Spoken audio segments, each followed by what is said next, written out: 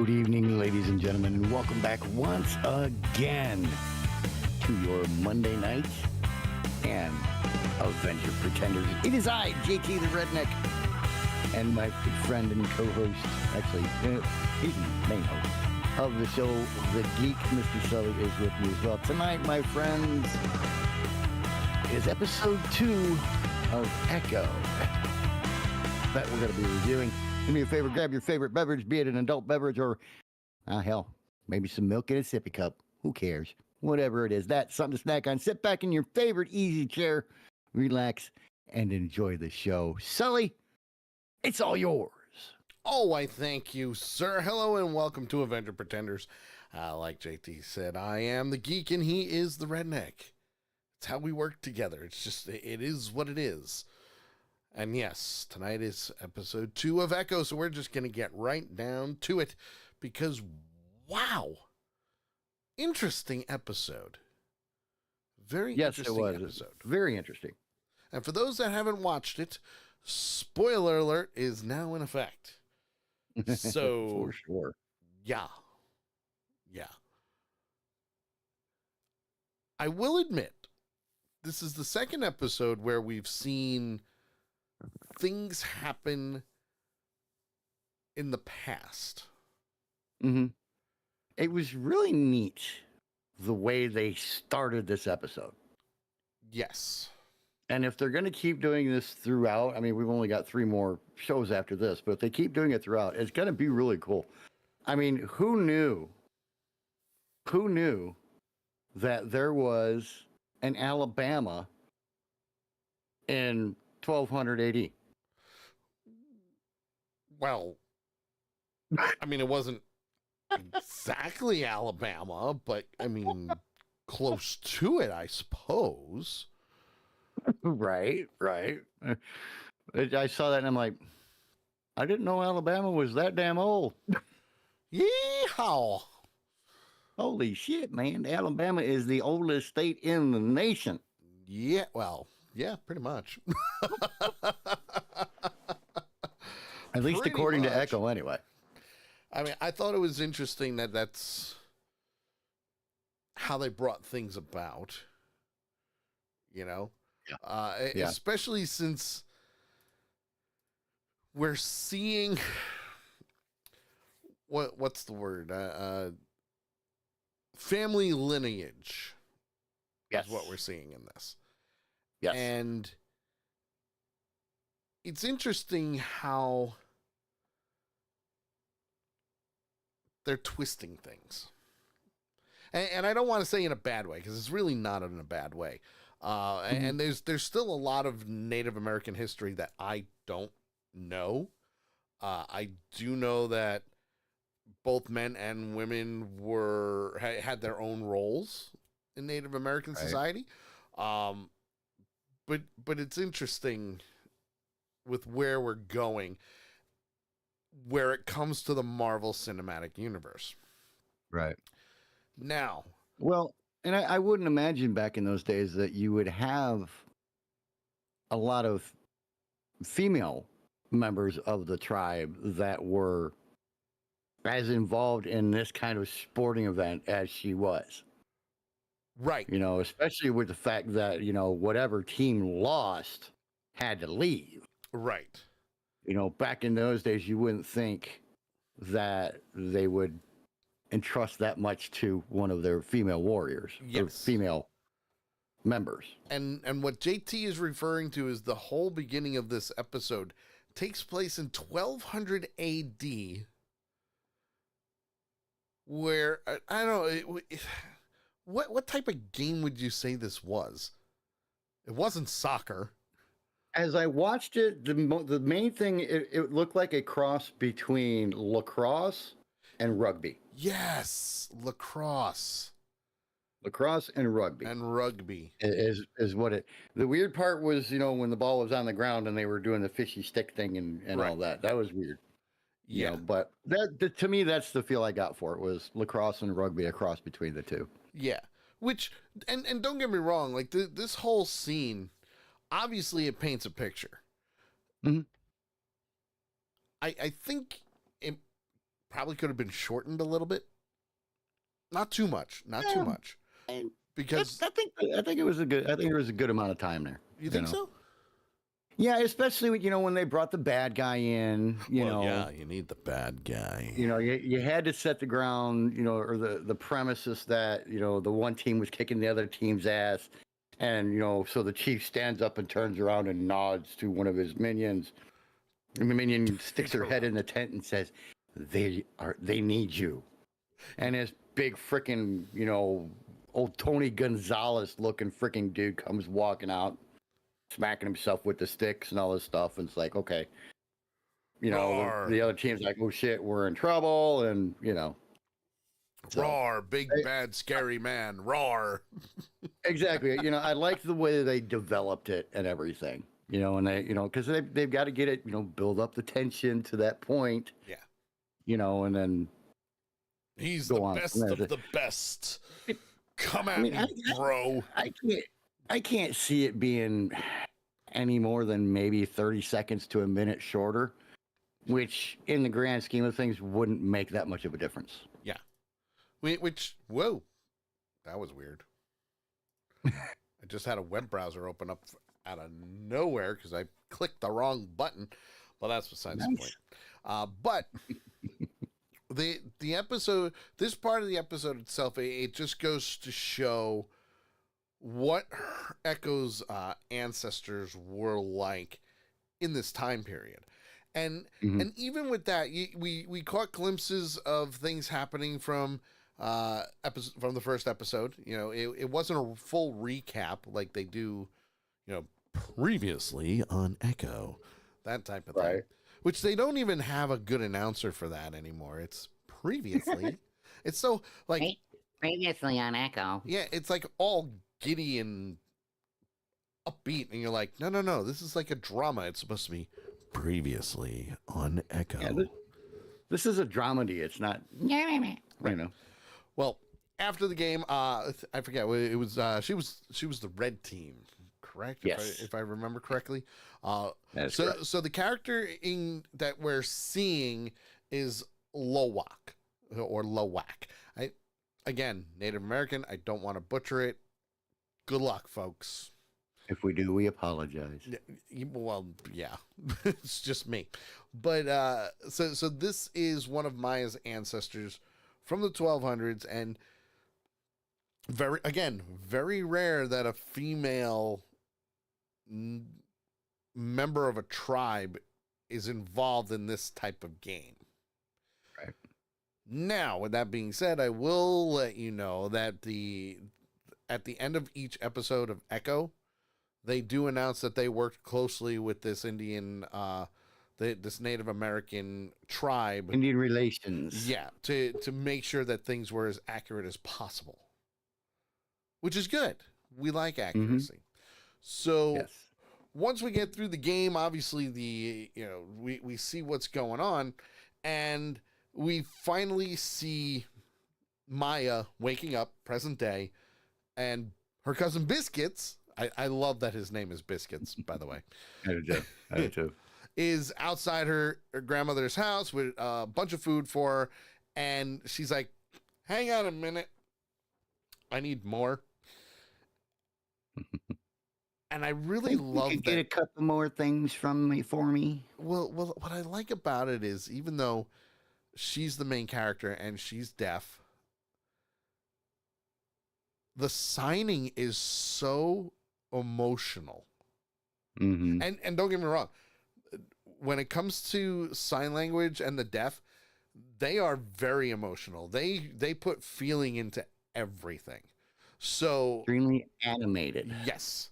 So for her to show the different feelings that she's feeling, or the way her mind is working, is amazing. And I will never question that. That's one of the hardest things to do as it is anyway. So she says, hey, I need more. Here's a list. Go. And oh, by the way, here's money. Right. So, Nice little lot of money that he handed her too, by the way.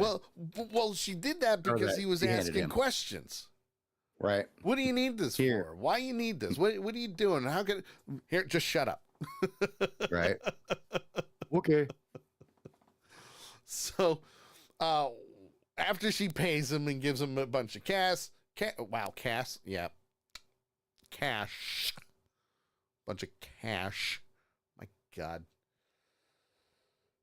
2 episodes in, already screwing up. That's reserved for tomorrow. Anyway, she leaves Biscuits and heads over to one of the stores, and Scully is there, and he sells gear. That's what he's doing. Well, at this point in time, her other family members still don't know she's there. So Right. Chula doesn't know she's there. I forget her cousin's name. Bonnie. Bonnie. Yeah, Bonnie doesn't know she's there. The only one right now is Biscuits. Biscuits. And that's it. Well, Biscuits and what's his name from the roller skating rink? Yes, her uncle there. So Yes. while that's happening, Chula and the family are discussing Maya's return. Because, word got out. It's a small town, folks. It's going to get out. People are going to say something and it's just going to slip. And Chula is like, what? Hold the phone. Well, and it was funny because it happened so naturally. Yes. I was kind of worried that when it was revealed to Chula that she was there, or to Bonnie that she was there, it was going to be in some kind of bullshit, generic, kind of thing, you know. But the way they did it for both Chula and Bonnie was perfect. Yes. Because with Chula, they're discussing the setup for the festival and where to put the speakers for the best sound for the drums and all of this stuff, and it was just the guy's like, yeah, you probably really busy with Maya back in town, so blah blah blah, and Chula's just like, what? Huh? What do you what mean did you just Maya's say? back in town? But she didn't do anything. She just kind of looked at him, but she didn't say nothing. She didn't do anything. Well, I think that was obviously it was intentional. But Yes. Yeah, her not her not saying anything was intentional. yeah. And I also love how she got to dig in on the bigger lady. Oh yeah. How she's like, oh, I don't see a tent for your store, Chula. She's like, yeah, and that's when it came out with Maya being back. Yeah. And then she's like, but this tent here, this is the perfect tent. This is in the prime position. I think you should have that tent for your beads. Yeah. And the lady's like, thank you. Okay. I love that. I love because it showed just how much power Chula really holds over the people in this town. Oh yeah. Very, very questionable. Yep. Very questionable.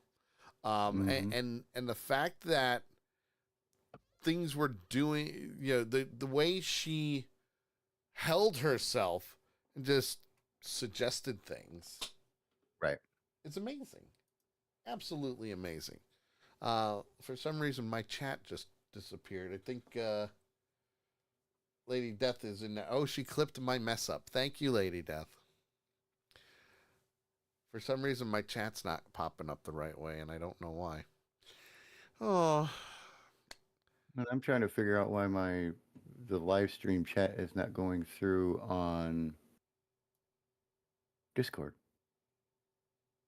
I don't know. Yeah, live broadcast chat is not active. Not But showing there we any go. conversation. We do have Will just popped in. He says, "Hello, my fellow Jedi." Hello. But it is What's up, Will? But we're Avengers today.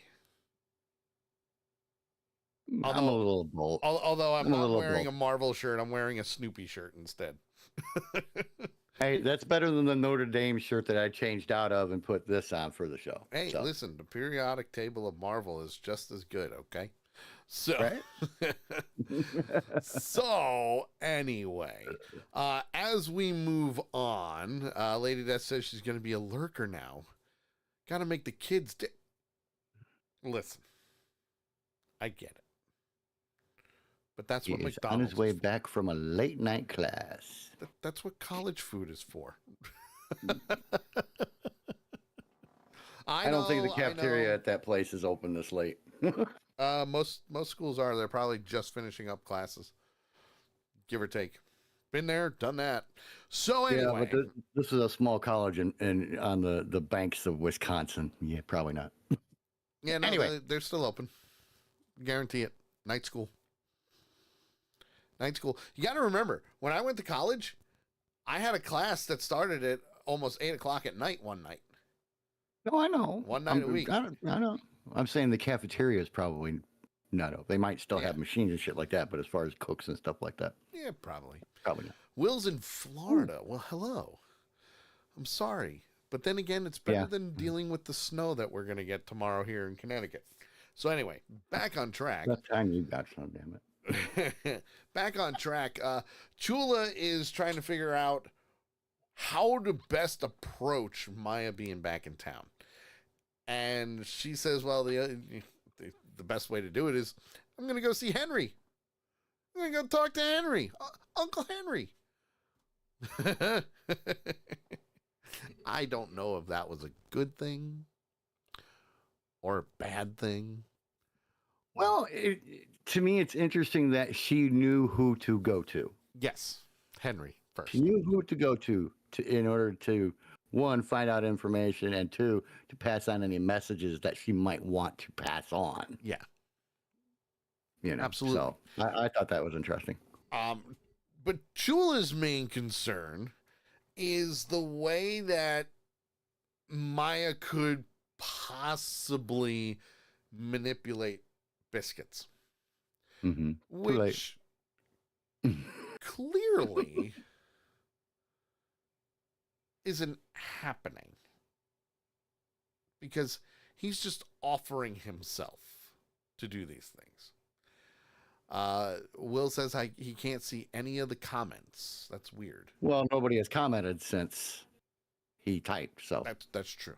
That's true. so I just typed a message to see if he could see it. And if you come in late, I'm sorry. Everything before that is it's gone. It's gone. But he does say that power is power. So Chula thinks that Biscuits is impressionable and can be easily misguided by Maya, which, yeah, all right, I'll give her that one. Like I said, too late. You know, I'll give her that one. It's Biscuits is going to take the easy way out, but he's also a family guy, and he would do anything for his family. Not that family guy, but anyway. Oh, not. Oh, sorry. At the same time, she also says that she does not want Bonnie to find out that Maya is back. Yeah, she's already. What was it? She's already had her heart hacked into once. Yes. Something along those lines. You know, so Yes. she already had a chunk torn out once. So she doesn't need that again. So Uncle Henry manages to say, all right, well, she's just passing through. Right. Not only is she just passing through, but she's passing through without causing trouble. Okay. When in any TV show or movie, when someone says they're just passing through, does that mean there's going to be absolutely no trouble whatsoever? Usually, when you hear the words "just passing through," that means pack your bags and get the hell out of town. Buckle up. At least you're from in my for experience. a wild ride. That's the big thing. Buckle up. You're in for a wild ride. And it's not gonna be pretty. No, not at all. So, clearly, We know Maya is going to cause trouble. We've already seen that she's ready to cause trouble because she wants to go after that train. It makes sense. It does. It makes sense. And, I was, in my mind, I'm like, okay, obviously it's got to be a Fisk train. Okay. Otherwise, why would she want to go after it? Right. But what is she wanting to get from this train? What's on this train that could be so important for her to do what she's doing to get that whatever it is that she's wants to get? Guns. That's what popped in my head. Weapons, explosives, Yeah. money. Guns. What could she be wanting to steal from this thing? So, that's the biggest thing is she wants guns. She wants to take out all the ammunition that Fisk has. right. And the only way to do that is to take out the train or at least plant a bomb or some type to take it out. Well, see, I wasn't even thinking that. I wasn't thinking destroying weapons and stuff like that. I was thinking, what's on there that she wants that's going to help her so much to steal. Okay. From this train. So I was paying very close attention to try and figure out what was she stealing. But that was the thing. Go ahead. I don't want to jump. I don't want to jump the gun here. Go ahead. You're on. Well, she went. The way that she got on the train was, one, awesome as hell. But True. two, holy crap, was it freaking almost deadly. Yeah. Well, but go ahead. You have to remember that that she's also enlisted the help of Biscuits on this. Well, I was just going to say, when Biscuits brought the other stuff back that she wanted, she says, "Okay, let's go for a ride." And Biscuits is like, ride. Well, he's like, "I'm supposed to have dinner with Chula." Yeah. And she's like, "You can have dinner with Chula till you're 60. Pretty much. I need your help." So they go for a drive and they pull up on a bridge. We did not know at that point that it was a train overpass. Well, we kind of knew. We heard the train in the background before.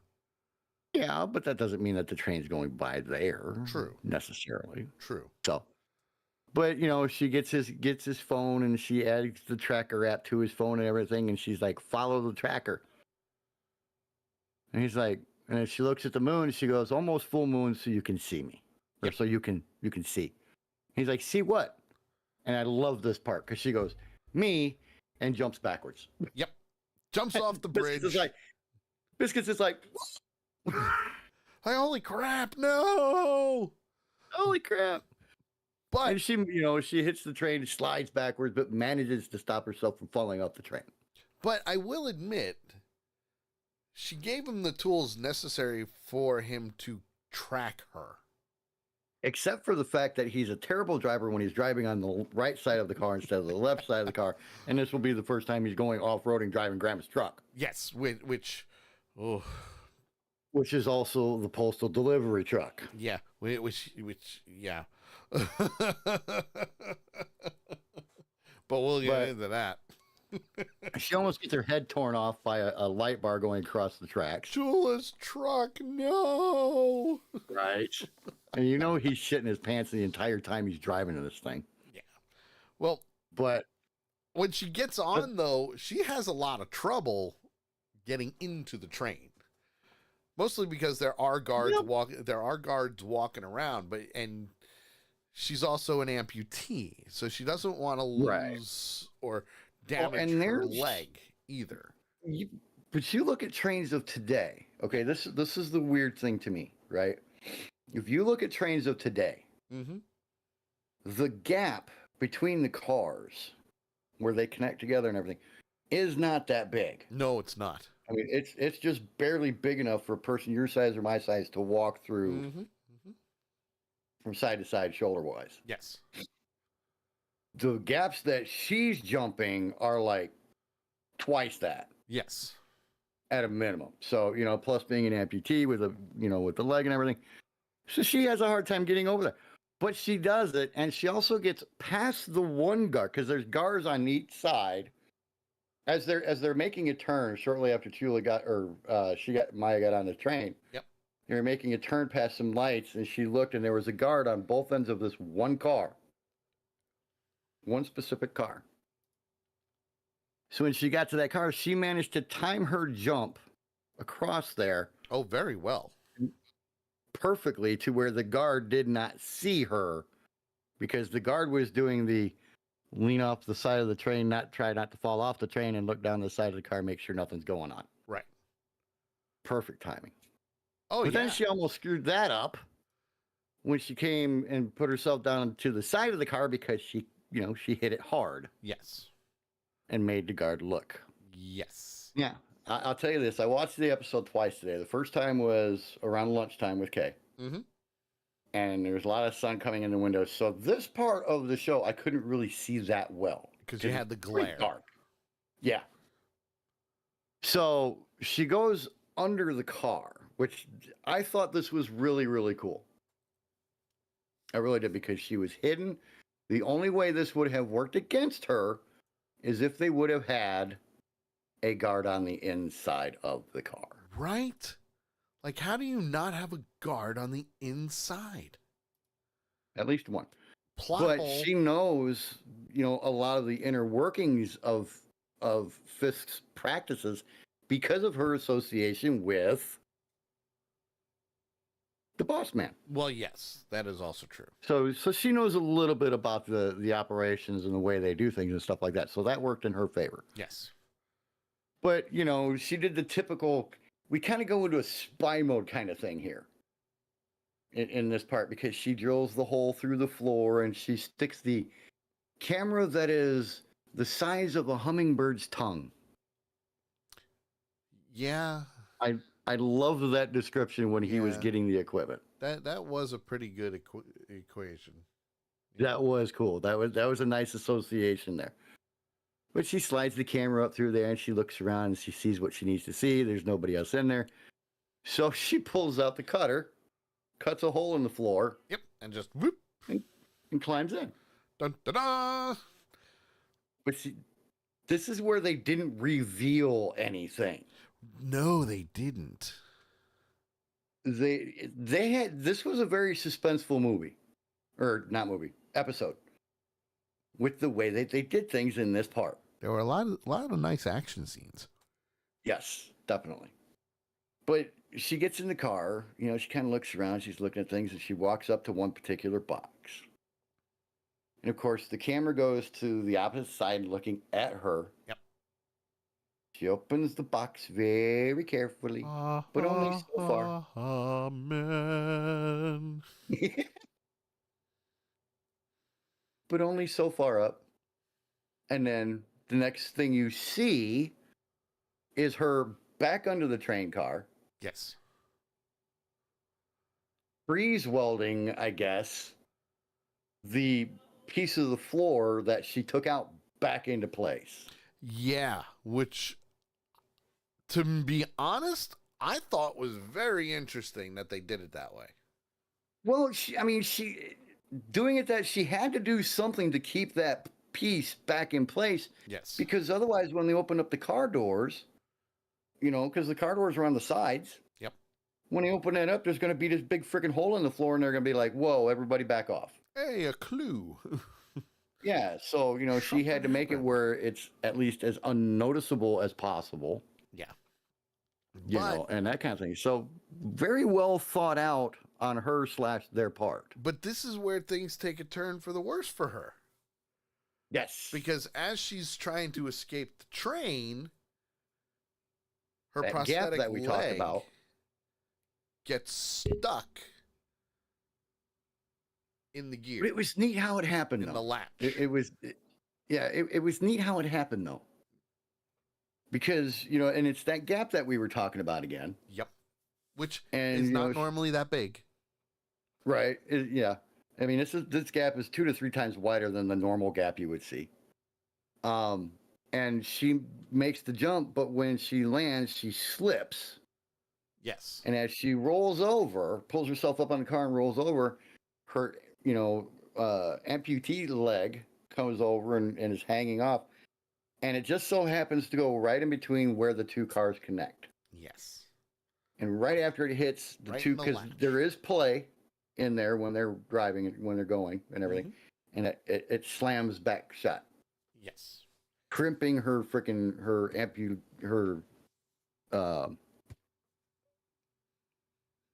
prosthetic. That's There the it word. is. Catching her prosthetic in between, and it's stuck. She's stuck. She's like, "Oh crap! There's a tunnel coming. I got to get the hell out of here." And even with that type of prosthetic leg, now mind you, this is the MCU, so technology is a little bit different thanks to Tony Stark. So, Right. just painting a picture.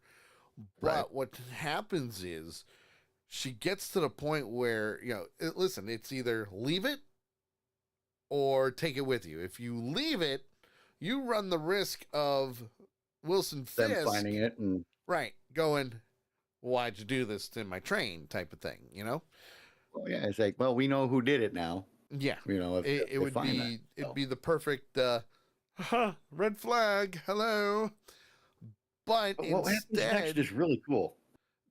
instead what happens is she manages to conjure up the power that Loak used during the game in the 1200s to win.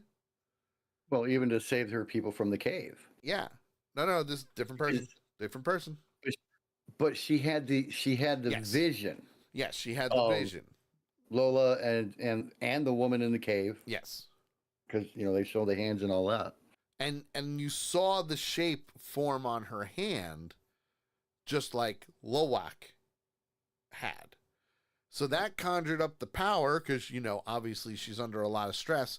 How did people come in contact with their powers in the Marvel Cinematic Universe? Usually stress related. Just look at the X-Men as they're growing up. That's when their powers develop due to high periods of stress, also known as turning 13, PMSing, and all of that other good stuff. Puberty. So, same rules apply with this. Right. So she manages to free herself. And as she frees herself, Biscuits just so happens to be alongside the train. Took him a while, but he got there. Well, she actually had to send him a signal by getting the Yes. train wheel to spark. Yes. And shoot out sparks. And he said, "Oh, there she is, way over there." Yeah. But Because real quick, I want to backtrack just a little bit because it was neat after she got her prosthetic out. Real quick, she took her gloves off and looked at her hands, and that's when she saw the yes, whirlpool symbol. design or whatever you want to call it, the symbol. In her hands, and she's like, "What the hell is that?" She was very confused. Yeah. Very confused. So what happens now is she gets to the point where she actually jumps and lands in the back of Chula's truck. Yeah, and this jump would have killed any normal person.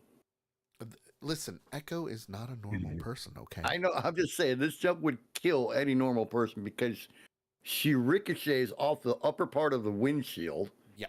Oh, yeah. And hits mid-body,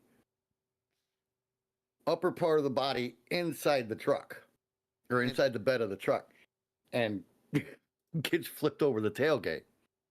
Manages to hang on.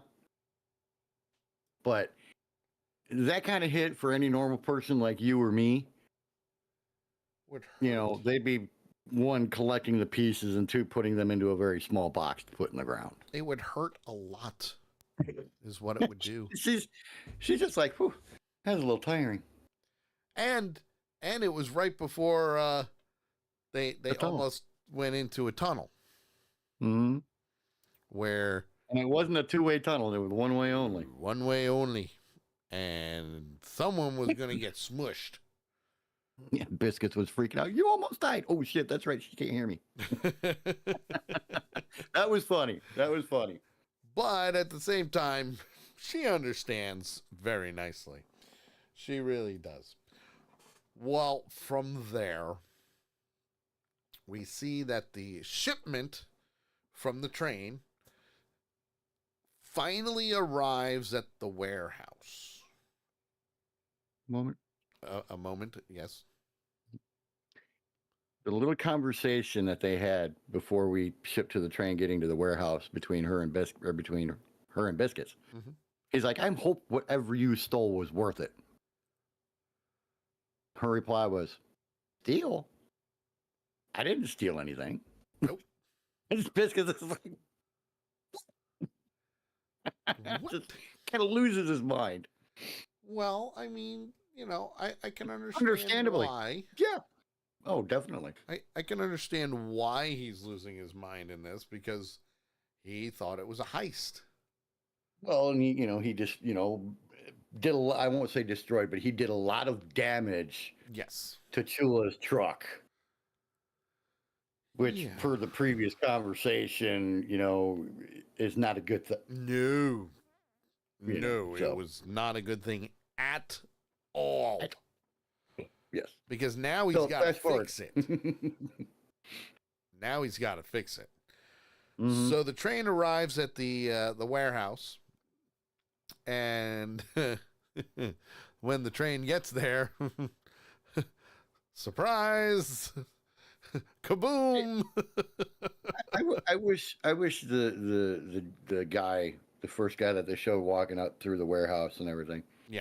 I wish he would have got blown up in that scene. I really do. Yeah, but if he did, then he. I know. You wouldn't have them for later on, and you need to keep them alive. I know, but I can wish. That's called storytelling. Yeah, but the guy that replaces him could be an even bigger asshole than he is. Oh, don't worry. There's plenty of those. Well, yeah, I'm just saying, there's ways around it, but that was my one wish from this episode is that he would have, Yeah. or at least received a little bit of bodily damage. Broken arm, broken leg. That would have made me happy. But again. But anyway. You kind of have to save that stuff, Maybe. But I know what you're saying. I'm just saying. Yeah. That's just me. So, as it arrives and it explodes, it turns out that the D9X container is the one that exploded, which is the same exact one that Echo climbed into. But Henry finds out, and he's not too happy. You could say he was, I don't know, pissed, infuriated. I will say I liked the slow explosion of the building. That was cool. Instead of just the whole thing going up at one time, which is what we normally see, this went up section by section by section. It was really, really cool. It was amazing. And how many people need 3 freaking phones? What do you mean? Think about it. Henry has 2 cell phones. Yes. And a home phone. Yes. Who needs 3 phones? You only need 1 phone. So one's for home. 2 phones at the most. So one's 2 for phones home. at the most. The home line and then your personal line. No. He's got his home phone. Then he's got his work phone. Then he's got his other work phone. You can still combine the 2 into 1. The untraceable work phone. It's just a waste. It's just a waste. But to him, it's not. But it worked well for that scene to to kind of build up the tension because one starts ringing, then the other starts ringing, then the other starts ringing. Exactly. Exactly. I'm just playing devil's advocate in this one. I know. Failing miserably this time, though. Not trying that hard. Because you got to remember, you can't have the traceable cell phones. Oh, I know. They're working for the mob. Well, clearly Uncle Henry is upset. To the point where he doesn't call her. No. Because he can't. Right. But he did message her. Well, actually, he can call her because he knows sign language. So he could do a FaceTime or, a video call. So yes, he can call. Instead, he sends her a text saying, "We need to talk." All caps. All caps. Oh, and don't forget, now. Yeah, now. She ignores it, clearly. Yeah. And what happens now is she brings the prosthetic leg to Scully and says she needs help. And Scully basically just making small chit chat with her about, not being with her grandmother anymore and all that stuff. And he says, well, I can fix it, but what I need to do is this. And we see him fixing it by taking apart. What did he take apart? He took apart a bicycle. A bike. He cut a piece of pipe off of something. He got some springs. Did Looked like he had a couple of colanders in there that he welded together. Yeah. And he's patting himself on the back as he's going through doing this. Now, it looked like he may have taken like the spring off of a pogo stick. It was either a pogo stick or it was a bike shock. Yeah, one of those things. But I mean, he's basically MacGyvering this prosthetic leg just so she can walk again.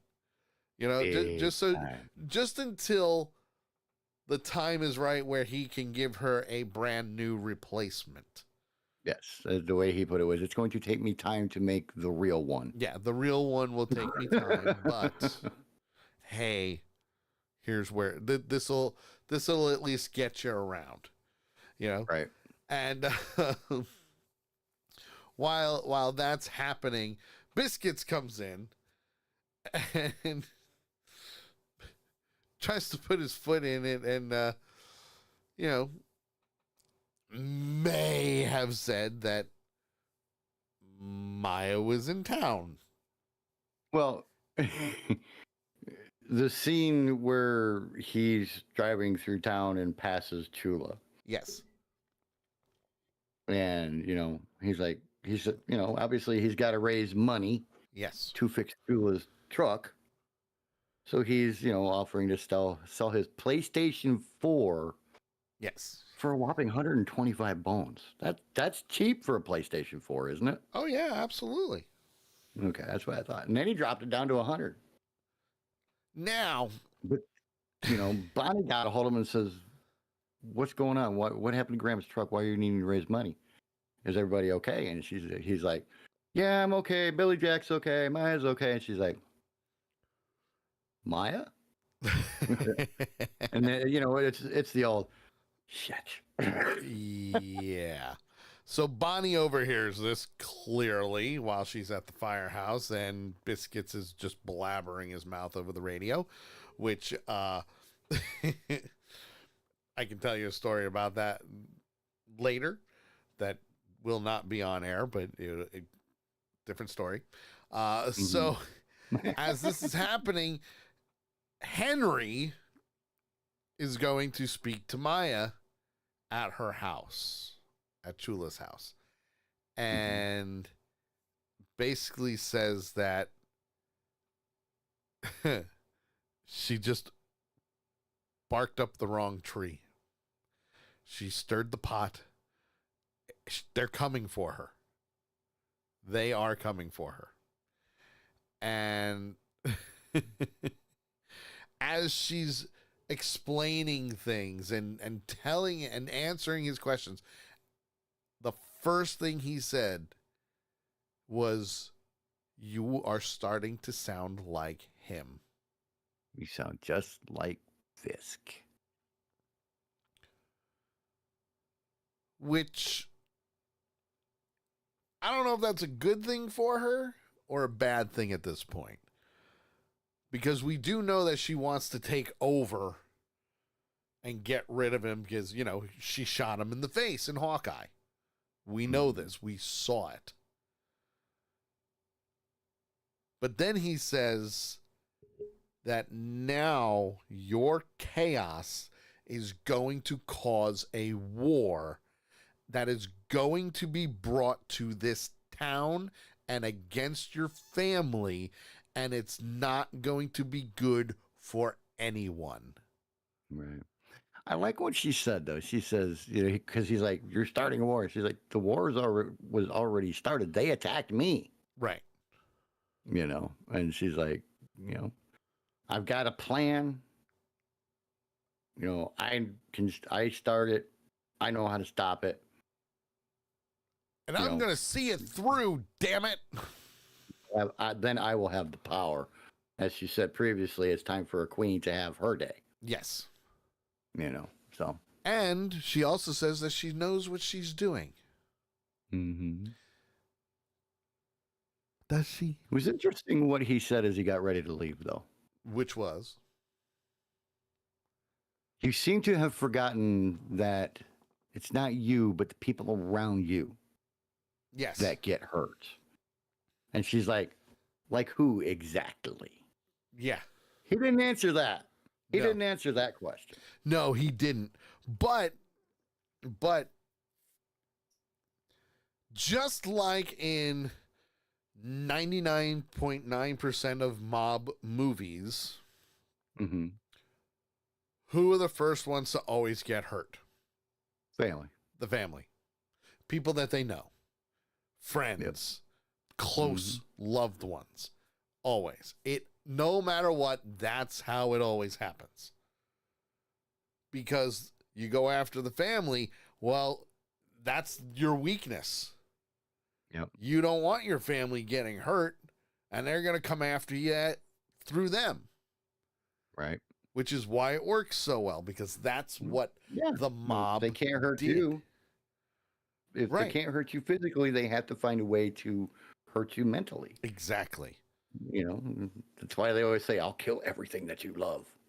I'll burn your world to the ground. That's it. Well, from there, the episode ends. There's no cutscene. There's no, hey, next time. There's no halfway through the credits. Nothing. So no post credit or nothing, huh? No post credit. Nothing. Which is okay.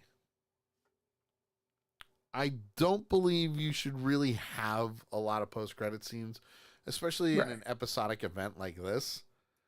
Because I mean, it takes the fun out of them. Yeah, it takes the fun out of it. And in the long run, you want to keep people intrigued. So you don't want to reveal too much information pertaining to the story in a cutscene. Right. Now, as always, we try to anyway. We try to give Easter eggs. Right. Now, in most of these shows, you can always pick out the Easter eggs.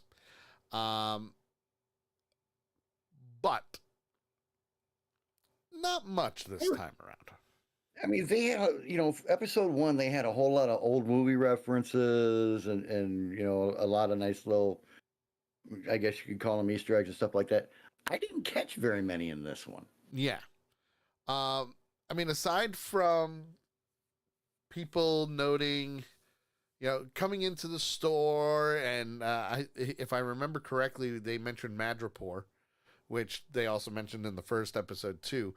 A lot of the stuff was made in Madripoor, in Scully's store, and that was Biscuits stating that, and Scully's like, get the hell out, that type of thing. So it worked, and Madripoor was first seen and mentioned in Falcon and the Winter Soldier. From there, honestly, this episode, aside from the train, was not very action-packed. I didn't feel it was very slow-moving. No, it had a good pace to it. Yeah, it had a really good pace to it, and you kept it going where you need to go. But in the end, and correct me if I'm wrong, I'm doing the evens, right? Right? I No. start with the evens, or you're starting with the evens? I forget. I can't keep track. I'm evens. I can't keep track. For this one, I'm evens. You were evens last time. Okay, gotcha. I'll forget by next week too. Yes, yes. You'll do the review, your review first next week. Yeah, there really wasn't much in the form of Easter eggs. Right. There really weren't. Well, and there's times you can overload. I mean, we've Yes. had shows where you did Easter eggs for half an hour. Yes. You know, you can overload a show with Easter eggs. Personally, myself, I'm kind of glad that this one hasn't had very many. Because you could, if you're so distracted looking for Easter eggs and stuff, you miss parts of the show. Right. You know, so I'm kind of glad there's not. But continue.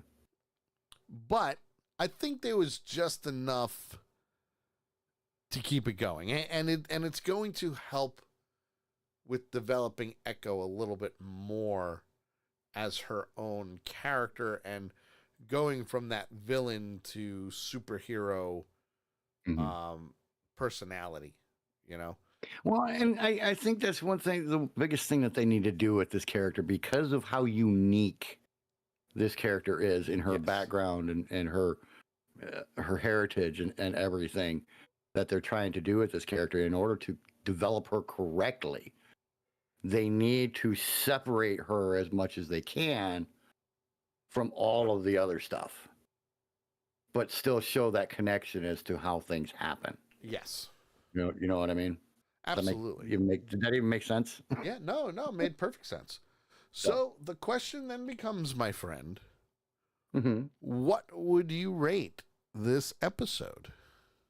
You know, I really enjoyed the episode. Once when I got rid of the sun glare and everything, was really able to see everything, especially on the train scene. I really enjoyed the episode. To me, the pace started out right. I mean, they started the pace out right with the game scene at the beginning. Right. Tension level was high, but it wasn't too high and everything. And they held that level throughout with a little peak there on the train and then the building exploding and everything else. Then they brought it back down. But they brought it back down to the same level, to where that tension level was still there. That's tricky to do. Very tricky. You know, especially, you don't have the gradual build. You start out here and then you go up and come down real quick, but come right back down to that same level and keep going. It's tricky to do. Yeah. Everything that she did inside the train car and getting on the train, getting off the train, the whole 9 yards. I really enjoyed it.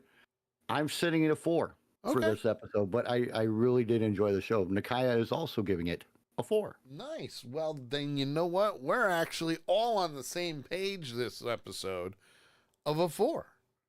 I loved it. I thought it was just enough to rattle the cage. Just enough. It was really good for a second episode. Yeah. Just enough. Pulled you in a little bit more, but didn't shove you in the back to get you in there. And don't get me wrong. I know there's a lot of people out there that are going, raw women, raw, blah, blah, blah. I don't care. I don't watch it for political reasons. I don't try to find political things in it. Do some stories pop up with political? Yes.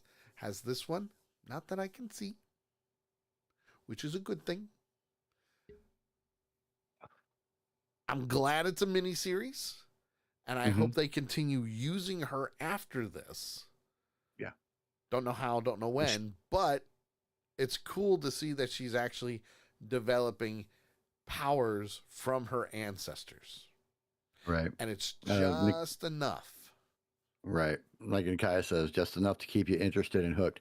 What's interesting to me, okay, and this has been sitting in the back of my head since you said it last week, because I didn't know this, but you said it last week and you just said it again, that she makes this transformation from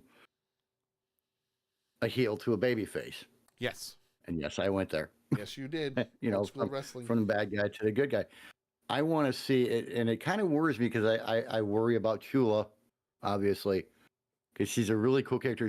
I don't know if you ever watched NCIS Los Angeles. I have not. But Hetty, Chula reminds me of Hetty, and I loved Hetty. Ah. And Chula reminds me of her, so I'm worried that something's going to happen to Chula. I really am. I hope not. you know, but I'm afraid that, you know, she is one of the main characters right now, so I'm afraid something's going to happen to her.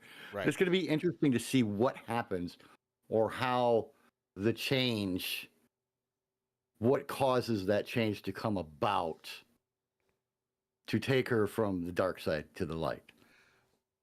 I guess we'll see. For I have a feeling it'll be a certain kingpin of crime. I think it's going to be episode. I think it's going to happen in episode 4. Think so? Episode 4? I think so. I think so. You need to do a little bit more setup. Anything's possible. I mean, it's only 5 episodes, so right now, things are looking pretty good. Not gonna lie. Yeah. Well, did you like that? 3 different references there in one comment. It was pretty good. I'm not gonna lie. You did. I worked on that all day. Did you really write that down? Because I'm sure you did. No. I actually just came up with that. Thought of it on the fly. Oh, look at that! See, he can a little be bit taught, of improv. folks. He can be taught.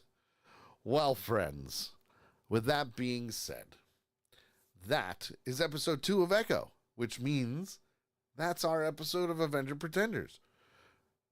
You can watch Echo on Disney Plus and Hulu. They do not sponsor this show. It'd be really cool if they did. And a lady that says that she's very proud of you for coming up with that on the fly. Good job. Yeah. Good job. I try. Kudos to you. That, my friends, is this week's episode. So we will be back next Monday, 8 p.m. Eastern, for Avenger Pretenders. We'll be going over Echo episode 3. Now, with that being said, tomorrow, The Sully Show